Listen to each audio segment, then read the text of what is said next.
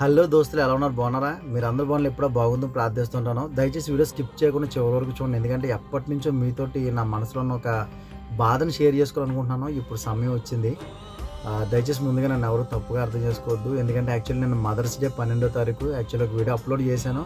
కానీ నా మనసుకి ఎందుకు అది సరిపోదు, తల్లి గురించి చెప్పడం అనిపించింది. అందుకని డిలీట్ చేసిన వీడియో. నేను అంతా చాలా అంటే చాలా బాధలో ఉన్నాను నేను.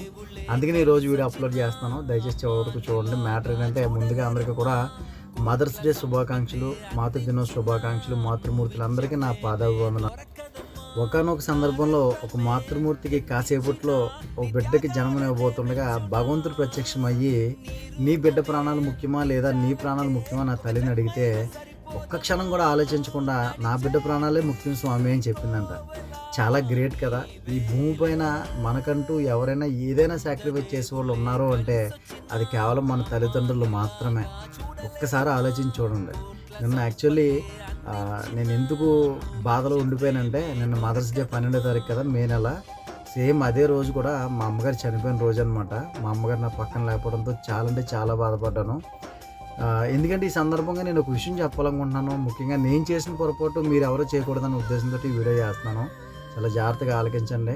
ఒకానొక వయసు వచ్చిన తర్వాత మనకి ప్రేమ పేరుతోటో మత్తు పదార్థాలకు బానిస అయిపోయో, లేకపోతే అడిగింది కొనివ్వలేదన్న కోపంతోటో, లేకపోతే పరీక్షల్లో మార్కులు తక్కువ వచ్చినాయనో చాలామంది రకరకాల దారులు ఎంచుకుని పోతున్నారు. చాలామంది చనిపోవడం కూడా జరుగుతుంది. ఇది చాలా బాధాకరమైన విషయం కదా.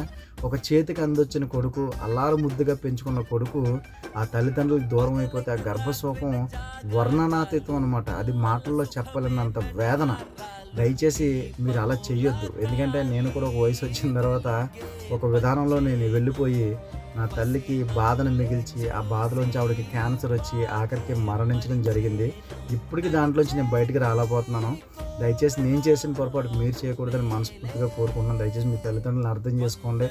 మనకి సంతోషాలు ఇవ్వడం కోసం, మనం కోరుకున్నది ఇవ్వడం కోసం, మనకి ఏదైతే ఇష్టమో అది తెలుసుకుని, వాళ్ళ కడుపులు మార్చుకుని వాళ్ళకు ఉన్నదంతా సాక్రిఫైస్ చేసి, మనకు ఉన్న దాంట్లోనే వాళ్ళు ప్రతిదీ సమకూర్చాలని అనుకుంటారు. మనం ఏంటంటే వాళ్ళని మనం అర్థం చేసుకోలేకపోతున్నాము.